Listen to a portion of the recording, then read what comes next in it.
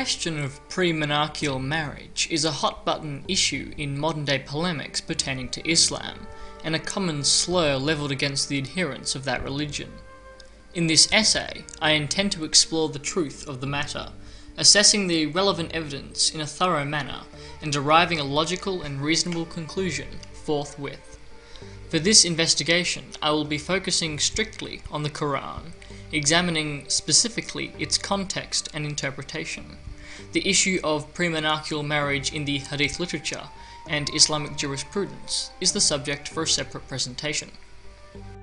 By all accounts, there is only one verse in the Quran that pertains directly to this issue, Surah 65 verse 4.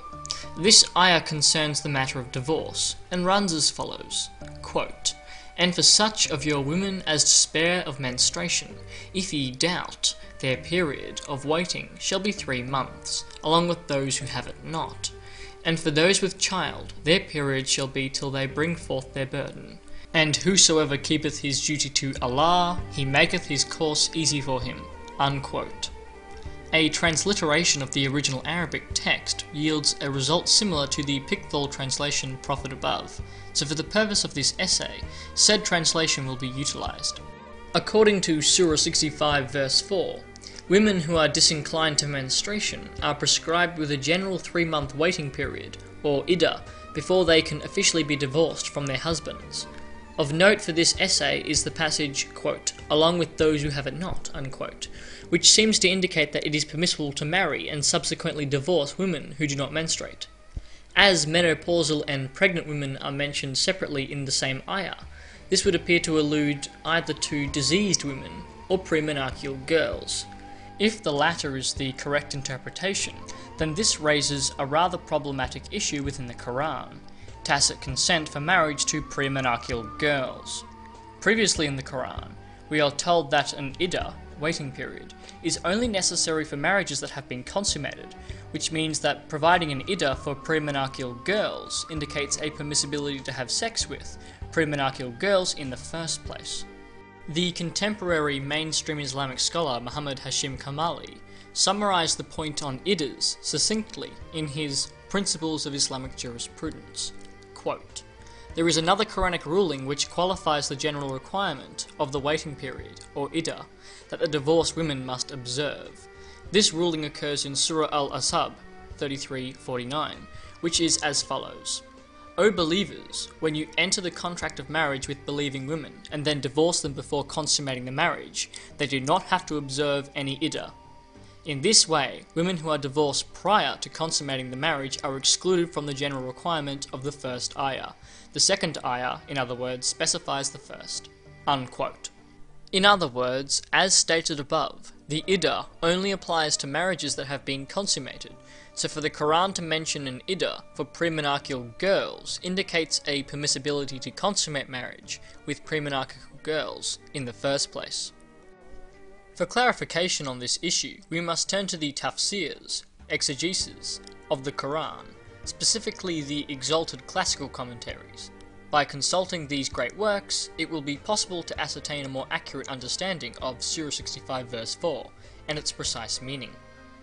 In Jalal al-Din al-Mahali and Jalal al-Din al-Suyuti's Tafsir al-Jalalain, we are told, concerning Surah 65 verse 4, quote, "And as for those of your women who no longer expect to menstruate, if you have any doubts about their waiting period, their prescribed waiting period shall be 3 months. And also, for those who have not yet menstruated, because of their young age, their period shall also be 3 months." Unquote. This verse, as clarified by the commentary, clearly gives permission for a man to marry, have sex with, and then divorce a premonarchical girl.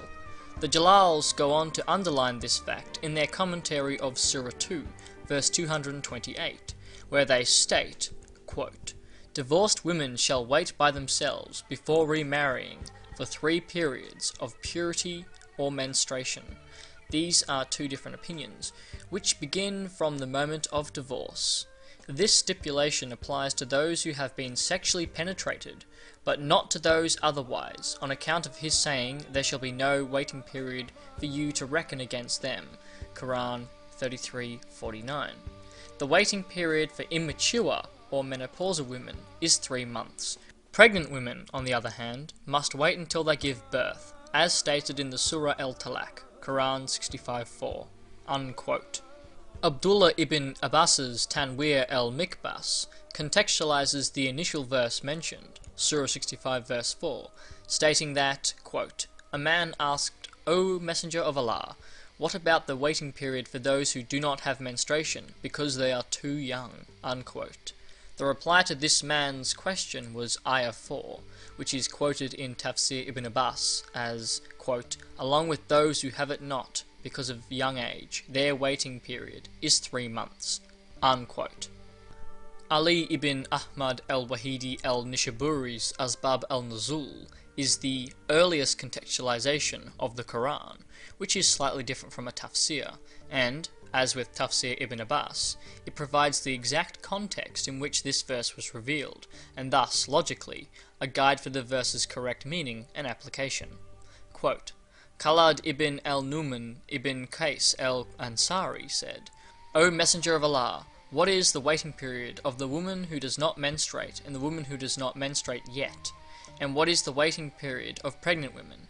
And so Allah exalted is He revealed this verse. Unquote. Al-Wahidi also goes on to relate how a man named, quote, Ubay ibn Ka'b said, "O Messenger of Allah, some women of Medina are saying, there are other women who have not been mentioned." He asked him, "And who are they?" He said, "Those who are too young, such that they have not started menstruating yet, those who are too old, whose menstruation has stopped, and those who are pregnant." And so this verse, "and for such of your women as despair of menstruation," was revealed. Unquote. Ismail ibn Umar ibn Kathir, in his Tafsir al-Quran al-Azhim, also relates these anecdotes, but first states that, quote, "Allah the Exalted clarifies the waiting period of the woman in menopause, and that is the one whose menstruation has stopped due to her older age. Her iddah is 3 months instead of the 3 monthly cycles for those who menstruate, which is based upon the ayah in Surah al-Baqarah, c. 228. The same for the young who have not reached the years of menstruation. Their iddah is 3 months like those in menopause." Unquote. Concerning the context of this ayah, as alluded to above, Ibn Kathir relates the following, quote, "When the ayah in Surah al-Baqarah was revealed prescribing the iddah of divorce, some people in al-Medina said, there are still some women whose iddah has not been mentioned in the Quran. There are the young, the old whose menstruation is discontinued, and the pregnant. Later on this ayah was revealed. Those in menopause among your women, for them the iddah, if ye have doubt, is 3 months, and for those who have no courses." Unquote. Muhammad ibn Jarir ibn Yazid al-Tabari, considered to be the greatest of all Quranic exegetes, also held that, according to the Quran, it was permissible and lawful to marry and have sex with premenarcheal girls. In Jami al-Bayan and Tawil al-Quran, he stated the following in regards to Surah 65 verse 4, quote, "The same applies to the iddah for girls who do not menstruate because they are too young, if their husbands divorce them after consummating the marriage with them." Unquote. This authorization for premenarcheal marriage is not only found in the classical tafsirs, however. The renowned and now deceased Salafi scholar Sheikh Muhammad ibn al-Uthaymeen stated concerning Surah 65 verse 4, quote, "If a woman does not menstruate, either because she is very young or old and past menopause, then her iddah is 3 months." Unquote. Similar sentiments can be found in Mufti Maulana Muhammad Shafi's Ma'arif al-Quran, in which he discusses the opinions of great traditional Islamic scholars concerning the semantics of iddahs, and mentions, quote, "Women who do not menstruate because they have not yet attained puberty or because they have attained menopausal age." Unquote. The Mufti goes on to explain how the, quote, "iddah for a woman who does not menstruate on account of minority of age or because she has attained menopausal age is computed on monthly basis. Their iddah is 3 months. Their menstrual or pure cycles are not taken into account. It is permissible to divorce them in any state, and even after having intercourse with them, as the forthcoming verses will clarify." Unquote. The late contemporary scholar Sayyid Abul Ala Maududi also confirmed that this ayah refers to premenarcheal girls, and offers the following commentary in his Tafkhim al-Quran concerning the waiting period for those who have not yet reached menarche. Quote, "They may not have menstruated as yet either because of young age or delayed menstrual discharge, as it happens in the case of some women, or because of no discharge at all throughout life, which, though rare, may also be the case. In any case, the waiting period of such a woman is the same as the woman who has stopped menstruation, that is, 3 months from the time divorce was pronounced." Here, one should bear in mind the fact that according to the explanations given in the Quran, the question of the waiting period arises in respect of the women with whom marriage may have been consummated, for there is no waiting period in case divorce is pronounced before the consummation of marriage. Al-Azab 49. Therefore, making mention of the waiting period for girls who have not yet menstruated clearly proves that it is not only permissible to give away the girl in marriage at this age, but it is also permissible for the husband to consummate marriage with her. Now, obviously no Muslim has the right to forbid a thing which the Quran has held as permissible." Unquote. Further confirmation of this fact can be found in the authentic hadiths of Muhammad ibn Ismail al-Bukhari, the greatest muhaddith in Sunni Islam. According to Sahih al-Bukhari, Volume 7, Book 62, Number 63, quote, "And for those who have no courses, i.e. they are still immature, 65:4, and the iddah for the girl before puberty is 3 months, in the above verse." Unquote. This authentic hadith underscores the reality of Surah 65 verse 4, which gives consent for Muslims to marry and have sex with premenarcheal girls. As explained previously, the iddah, waiting period, only applies to those who have consummated their marriage through the sexual act, according to Surah 33 verse 49, which means that Surah 65 verse 4 gives tacit consent for one to marry, have sex with, and then divorce a premenarcheal girl who has not yet started to menstruate. To clarify, for one to have an iddah for a premenarcheal girl de facto stipulates that one has had sex with said girl, as no iddah is required for divorce with an engagement marriage that has not been consummated through sex.